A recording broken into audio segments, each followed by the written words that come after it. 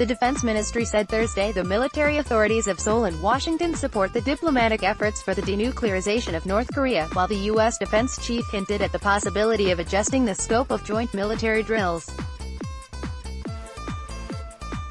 On the plane to Seoul to attend Friday's security consultative meeting, U.S. Secretary of Defense Mark Esper said Wednesday he is open to adjusting the combined military exercises with South Korea if it can provide room for diplomacy with North Korea. U.S. Defense Secretary Mark Esper talks to the media with Qatar Deputy Prime Minister and Minister of Defense Khalid al-Attiyah at the Pentagon in Washington, in this November. 6, 2019, file photo. AP Yonhap, North Korea has slammed the U.S. for the combined aerial exercise with South Korea that is expected to take place in December.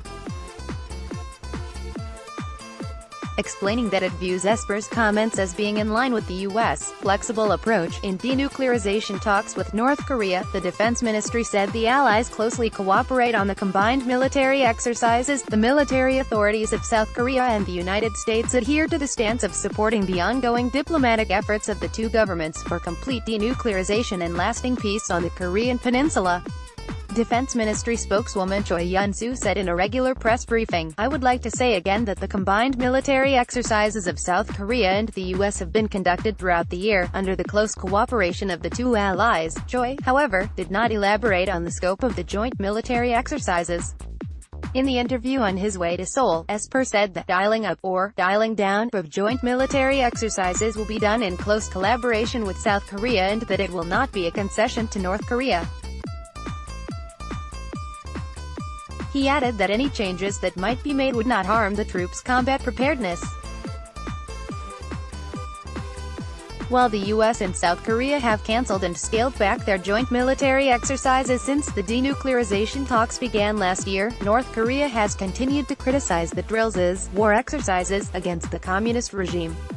On Wednesday, North Korea called for the U.S. to suspend planned joint military exercises with South Korea, warning that otherwise it would face a greater threat. The spokesman for the State Affairs Commission, chaired by North Korean leader Kim Jong-un, has said the U.S. should stop the combined military drills at a sensitive time when the situation on the Korean Peninsula could go back to the starting point due to the joint military drills between the U.S. and South Korea, according to the North state-run Korean Central News Agency.